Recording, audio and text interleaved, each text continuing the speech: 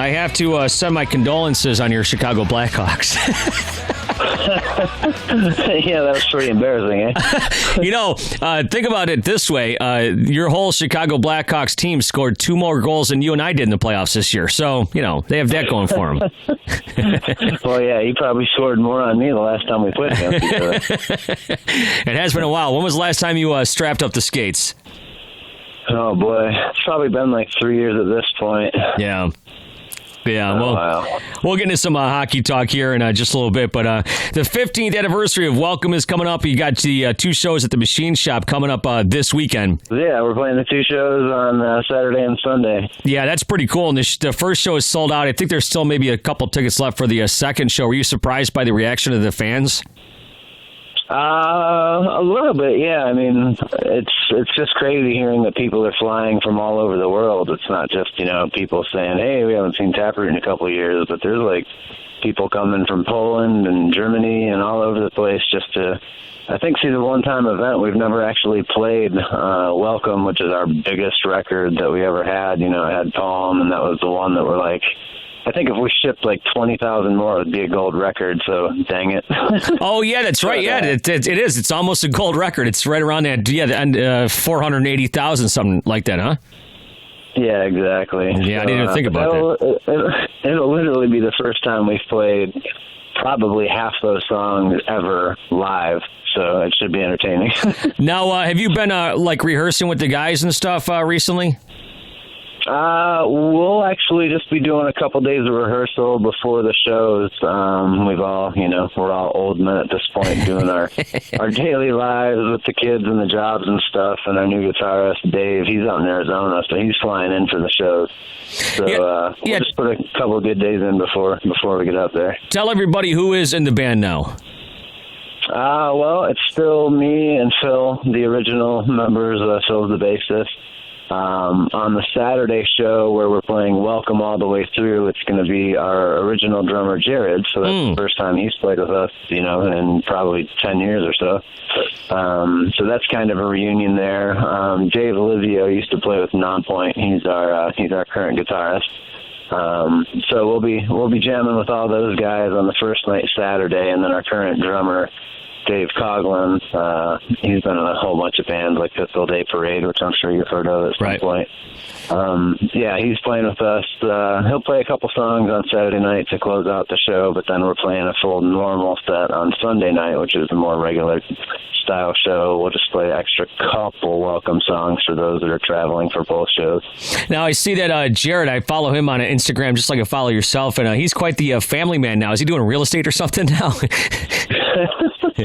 Something of the sort, yeah. I mean, last I knew, when he had to kind of say bye-bye to the band because he got offered a good job, I know he was working for some division of General Motors, and I'm not sure exactly what he's been promoted to through the company. I know it's like a Fortune 500 business, and he's a top dog making loot. So I'm jealous. He's the one kind of fundraising the shows and making sure we can have stuff work out to make it worthwhile. So yeah, he's running the show, but yeah, he's off to a good start, and the rest of us are just scraping by. Now, when was the last time you were on a stage?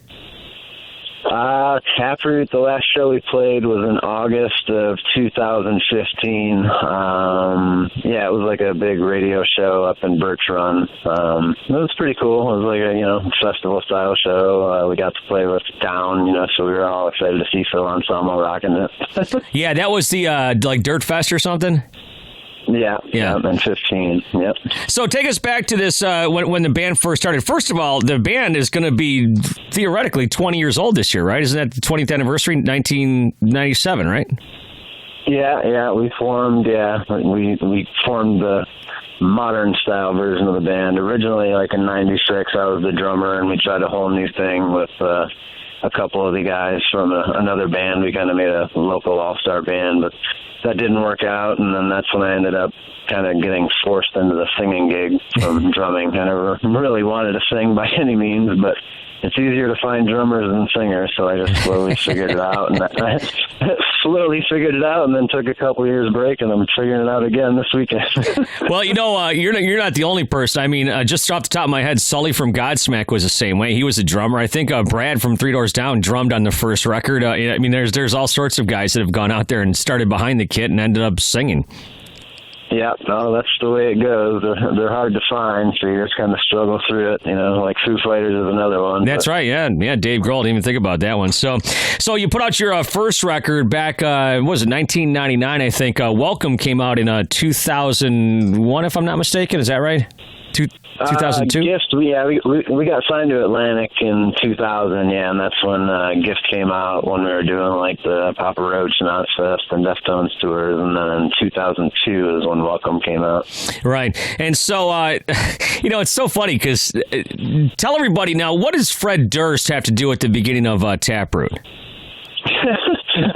Long story short, basically, just early on when we were, getting fairly big local, Fred caught wind of, our name, and our demo got to him, and he was pretty interested in working with us, and after a couple of years of waiting for him to pull the plug and help us out, we ended up opening up for System of a Down, and their management was blown away, so they ended up kind of pulling the trigger a little bit earlier, which we were happy about. So we went out and met with, Rick Rubin and then Atlantic Records, all the record companies, and Atlantic offered us a deal before Fred Durst even thought about, giving us a deal. So when he caught wind of that, that's when all the drama took place, and he left, the threatening voicemail. It's like, this is so far back that it was on my mom's voicemail, like the audio tape, the little mini cassettes that record. So, and you actually put that voicemail on the beginning of one of your songs, didn't you? Or in the CD or something? I've got it somewhere. Yeah, it's out there. That's the crazy thing, is we did take it in case we wanted to use it, but we ended up deciding not to use it, but it did still end up getting out like online and stuff, and that wasn't us. So I think someone either at the label or in the studio swiped it and put it up. It's out there, but yeah, we didn't actually choose to do anything with it. So have you seen him since then, or played any shows or festivals with him in the band, or what? The last one we did was in 2010. We played the Smokeout, down in Columbia, or not the Smokeout. What is that? Yeah, is it the Smokeout? What's the big one in... yeah, it's like a biker thing? Rock on the Range. Oh, okay. Oh, yeah, Rock on the Range. Yeah, that's kind of big, yeah. We played 2 Smokeouts with them in California, but Rock on the Range in 2010, and I was actually kind of hoping that, we did cross paths, but he didn't ask me to come up. I was hoping he'd ask me to come up and sing Stuck with those guys, but he didn't really say anything. That's funny. It's weird how that kind of stuff works out. So when you're going back to the record, obviously, Welcome did really well for you guys, and then your next record come out, and then what happened? There was something with the record label. They kind of stopped backing you, or you guys weren't happy with, the push they were giving you, or what happened? Yeah, we were still on Atlantic Records. It was like in 2005. We had the song Calling. It was going pretty strong at radio and everything. Yeah, great song. Fine, but yeah, thank you. It was going okay, but then that's kind of when all the labels started subsidizing and crossing over, buying indie labels and kind of trying to figure everything out. So, like, when we ended up getting dropped, basically, from Atlantic Records, but it wasn't too big of a deal because our, the thing, like, what we like to quote is that Tori Amos got dropped before we did. So we'll stick to that.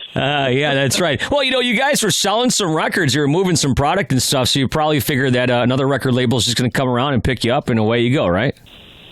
Yeah, it wasn't too big a deal. We understood. I mean, at the end of the day, on paper, a lot of people don't know the way that the music industry works, but basically any dollar the band earns has to go back to everything they pay for, but, they still get everything on top. Like, if we sell 1 million records and we get $1 a record, but we owe them $1 million, then we still have to sell 1 million records just to pay them off. So we ended up leaving like $2 million in debt, even though they made, like $15 million in profit. Jeez. It's pretty crazy. Yeah, so those must have been fun times back in the early 2000s, tour around. I know you guys played on Ozfest and stuff, and you brought up System of a Down a while ago. Didn't Shavo produce some of your stuff or help you guys in the writing process or something early on?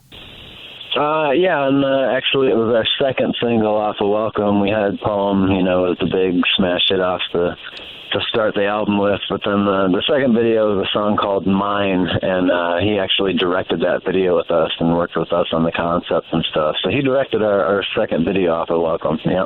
Yeah, and then you guys worked with, if I'm not mistaken, Billy Corgan and stuff on the third record, right? Some different guys here and there, yeah. Yeah, we went to Chicago, go Blackhawks. Here we go again with the Blackhawks. Yeah, we'll bring them in whenever. Detroit's my second favorite, but gotta go back to Chicago. Yeah, we met with Billy for like a week upstairs at the Metro, which was really, really cool, just to kind of have an outsider come in and someone as talented as him just kind of bring something to the table that we wouldn't see because we're just four numbskulls doing what we do, but then having a pro come in and being like, yo, why don't you try something like this? And he really helped us kind of branch out and become a little bit more better songwriters and a little more mature. I think Blue Sky Research, the record that he helped out with, is a little bit more sophisticated. You think it was maybe a little bit more focused? Well, yeah, I mean, that record was just a pain in the butt. We were out in LA, California, working for, probably 9 months and just hit the wall. Like, we knew we had a record that was pretty dang good, but we just wanted 2 or 3 songs to really blow our minds. And he ended up writing one of my favorite songs on that record called Lost in the Woods. He basically wrote the guitar riff just, like on a acoustic, and he picked it with his fingers, arpeggiated, and then just kind of did a melody, and then we took it and turned it into a Taproot song, and I wrote some lyrics that were pretty meaningful about like my mom's health and stuff. So he contributed to one of the most meaningful songs in my opinion. And also some of the people that helped you out in the past, Toby Wright was their producer. How much effect did he have on Taproot early on? Yeah, he did Welcome, as well as Blue Sky Research. He did those 2 records with us. Working with him the first time around was amazing. I think Welcome is, that's why we're going to be playing this whole record for its 15th anniversary. It's just one of the records we'd want to do it. And working with him, he had worked with Alice in Chains, and, obviously that's a huge influence on everybody, especially us. But yeah, so he was kind of the first one to get me out of just doing, normal melodies and harmony. He had me bringing in the 3 parts and all that inspiration and stuff. So it was definitely a huge experience, and something a lot of people don't really know. I think it's actually in the biography his mom wrote, but we were like 2 or 3 days away from going up to Fly and try to get Lane Staley to work on the record when they ended up finding him. We had the trip booked and everything, and his mom called Toby and asked who Taproot was, and apparently our CD was in his disc player when they found him. She was curious who we were because we were trying to get him to come down and sing on the phone. Holy crap, wow, that's pretty heavy. Right, yeah, and then, the bad joke is, as we say, is it was so bad that, we caused him to. Yeah, that is a bad joke. But, man, that's unbelievable. Yeah, I just bought Dirt on vinyl. I mean, I own it on CD. It's just like such a masterpiece as far as the 90s are concerned. Yeah, that was the record, up until I started drumming when I was 4, and then I was probably like 13 when that album came out, and that's the first record that I ever taught myself to play guitar to, was Dirt. Wow. Yeah, and have you ever talked to Jerry Cantrell? No, not directly. I mean, he knows who we are, and we've talked about, we're all huge fans of his as well, but just, Toby stays in touch with him and the new Alice guys and stuff, so. Yeah. Huh. That's interesting. Yeah, so you had a chance to work with a lot of heavy hitters then with Taproot throughout the years, eh?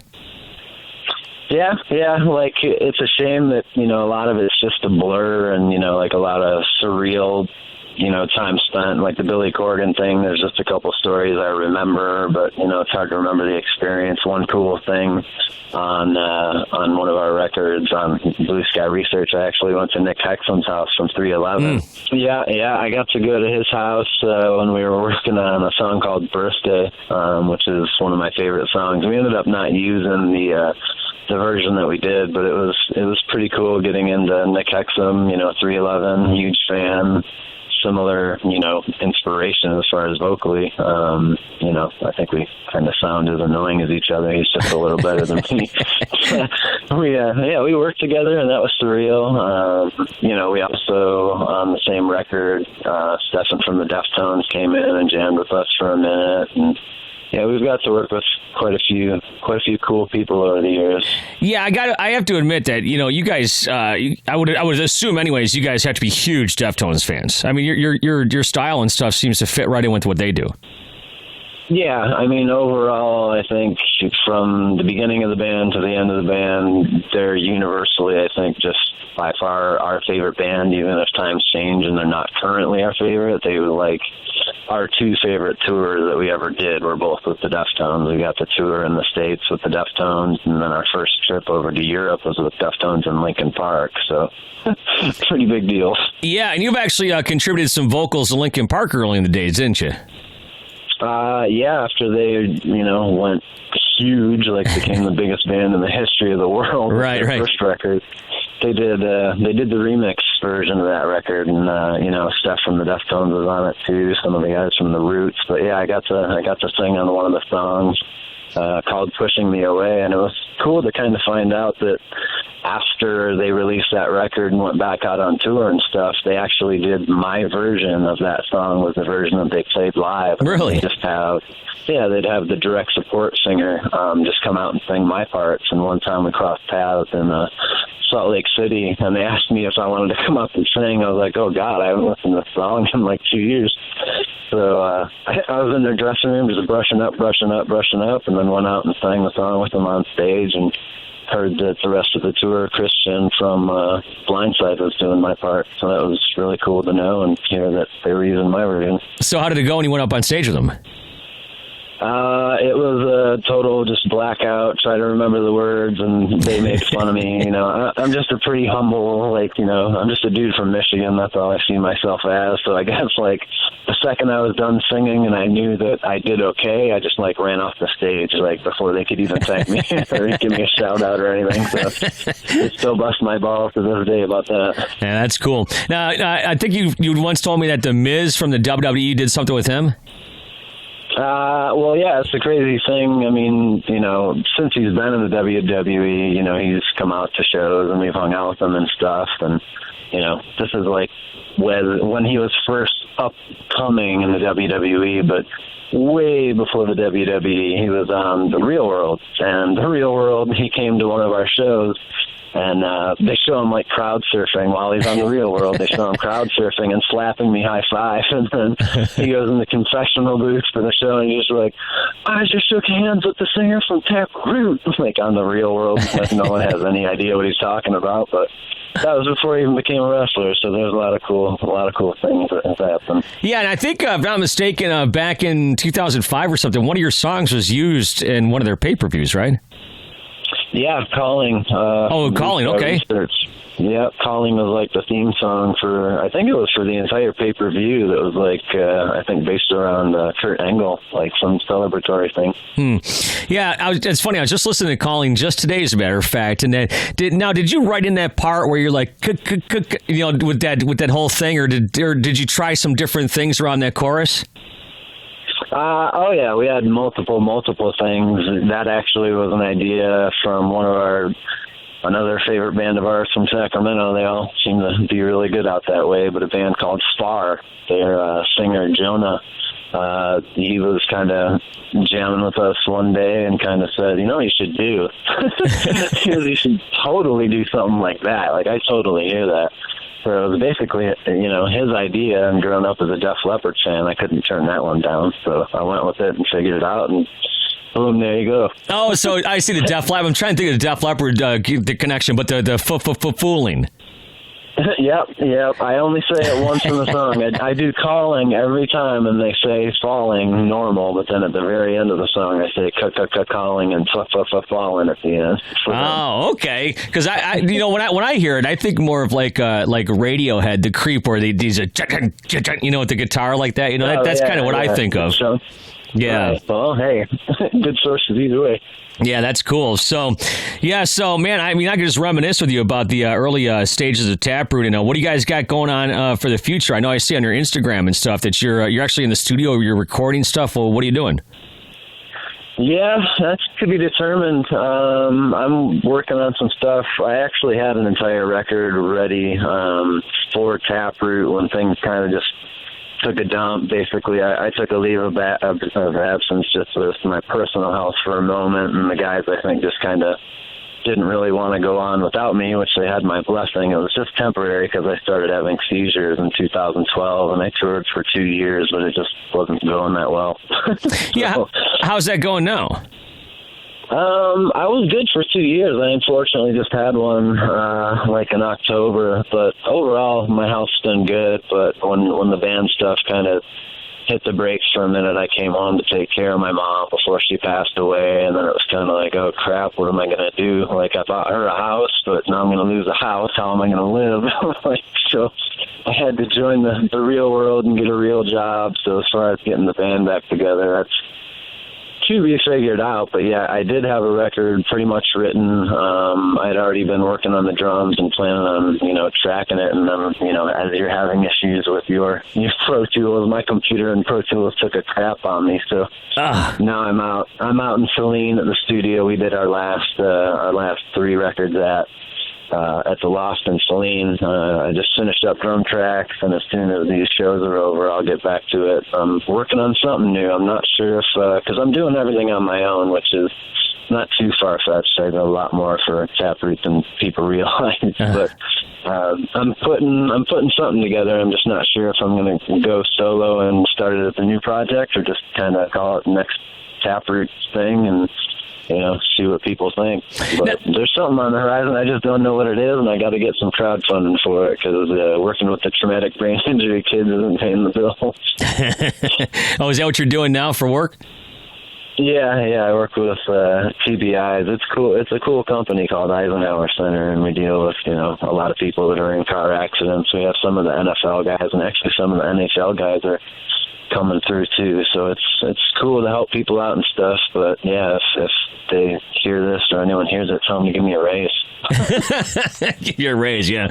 Hey, so let's get back to your health real fast for a second. So are you ever precautious, or how do you go on stage if you're going to have these seizures? Do you ever think maybe I shouldn't go on stage, or does something trigger it, or it just happens?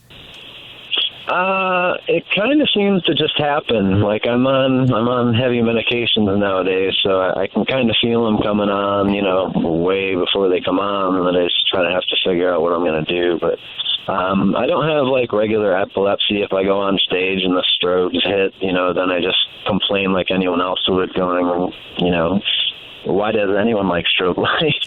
It just makes the stage look slow and boring. All right, thanks. I'm fine, but what are you doing, buddy? Give me, put the light on the guitarist and let him get the girl or something. I don't know. Yeah. Well, we were talking about that before, and of course, so we've tried to get together and play hockey a few times here and there, and you said, I don't know if I can drive and stuff like that, and I can totally appreciate that, and hopefully that'll get better. What are the doctors saying? Are they saying that, someday you'll get rid of this, or is it just something you're going to have to deal with, or? As of right now, it's just something I have to deal with. I went to 2 years. Usually you go 2 years and they'll start, weaning you off the medications. But then right when that 2 years hit, I ended up having my last one. I think mine is basically just out of anxiety, and they kind of just come when I get too overwhelmed, and then I just kind of go at it. Like, the first 2 were grand malls, and I wasn't sure I was going to recover from those. And October, I was not able to walk for 3 days. Wow. So that wasn't good, yeah, because I hit my head pretty bad. So I think that's probably why I'm working with the TBI guys, so that at least I know how to be treated when I'm a patient. Yeah, for sure. Now you have a son? Yeah, I have a son. I have a 6-year-old son. He's out in Las Vegas. Don't really get to see him much, but I'm happily remarried here in Michigan, and I have a 6-year-old stepdaughter. Really? And and I actually have a new baby on the way. Well, congratulations, man. That's cool. I mean, we live so close. I gotta get out there and like take you guys out to dinner or something to celebrate. Well, that works. Every time you ask me if I want to come skate or anything, I'm like, well, yeah, I do, but I have a wife and she's pregnant, so okay. I'll see you in I'll see you in the next flight. When is she due? What's that? When's she due? In July. In July, okay. It's getting down to the wire. Yeah. Hey, getting back to some of the stuff that you're working on in the studio right now, what kind of stuff is inspiring you to do this solo stuff? Well, a lot of it, like I said, was already written to be the next Taproot record. Oh, okay. But at the time, I honestly don't really listen to much current music, so I'm kind of out of it, which is probably good. So I'm just kind of doing what I do. Right.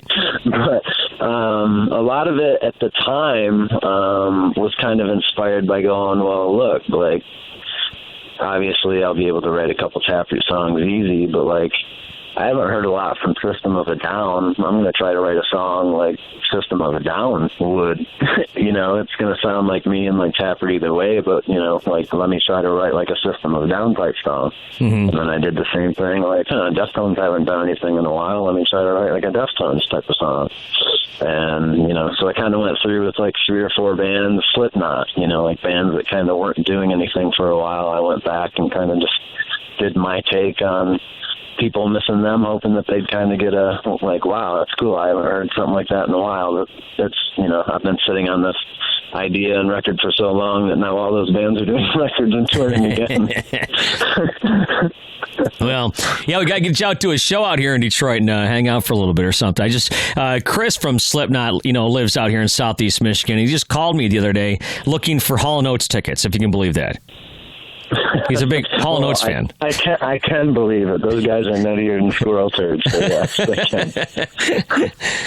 Well, that's cool. Well, for anybody listening out there, what do you want them to know about Taproot, the current state of Taproot, and the state and what Steven Richards is up to? I mean, what would you want people to know? We're excited to just be playing a couple shows here coming up this weekend. Obviously, Welcome was a milestone for us, our second album, so it's going to be the first and probably only time that we run through that entire album from beginning to end. So if you can sneak into that show, it's sold out, but there's a couple doors you can sneak into if you want to make a couple flubs here and there. It'll be pretty entertaining, I'm sure. So that's short term, but obviously, this is the 20th anniversary of Taproot. We started in '97, so I'm hoping maybe down the road with the help of you guys over there at the WRIF and maybe one of the nice local venues and Detroit's help, we can maybe put together a huge fiesta shindig for Taproot's 20th anniversary. Not to tread on last week's Cinco de Mayo, but maybe we can make a big Taproot thing. I know Welcome came out in August, so maybe we can try to set something up for August, even though it's going to be the band's 20th, because the 15th anniversary of Welcome will be long gone by then. Yeah, there you go. Hey, real fast, I think I've asked you about this before, but final thing here for you, Steven, is your middle name really Steele? Yeah, it is. It's my grandma's maiden name. Okay. It's actually my father's. It's my father's middle name, which is funnier because her name is Richards of all things. So if you do the play on words, his name is Dick Steele Dick. Wait a second. Your grandparents named your dad Richard Richards? Yeah, right. And the worst part is they had Tom first, they had Dick second, and then they didn't name the third one Harry. They named him James. They could have had Tom, Dick, and Harry. But I guess they didn't want to have a Harry and Dick. We could go on and on about this all day long, so that is too funny, man. Well, listen, man, super great to catch up with you. We got to meet up in person here coming up in the future, and I don't know, grab some drinks or some food or something. And congratulations on the success and I mean your baby coming up, marriage, the whole thing, man. You blew me away. I didn't even know all this stuff about you. It's been a while since we've actually talked, so. Yeah, well, it's out there now. Not a lot of people do, so I thought I'd throw a bone your way because I know, like I said, later on down the year, we'll probably try to do a band 20th anniversary with the help of you and the RIF. Okay. Obviously, you're the go-to station for us, and since we even started. I know. I was looking on your Facebook page here, and I think you sent me this picture of the video a couple years ago, and you're getting your tattoo with the RIF shirt on. Yeah. Oh, yeah. Yeah. No, I rock that all over the country all the time. Yeah. Awesome. I was somewhere one time and somebody had a not a Taproot. What's the workout thing called? The Tap Out. And I stopped this guy. Yeah, and I stopped this guy. I go, "Hey, you're a Taproot fan?" He's like, "No, it says Tap Out." I'm like, "Oh, sorry." Just kept moving on. Right? Yeah. Yeah. No, I mean, if we legally could, we wanted to steal their logo just to try to get our shirts started like retail. Well, listen, dude. I really appreciate the time. Thank you so much for taking the time out here with us today, and have a great time up at Kevin's place up there, the machine shop up in Flint. Those shows are going to kick ass. I'm going to try to sneak in one of those nights. Okay? Yeah, please do. And if you don't need to sneak, let me know. All right, brother. All right, man.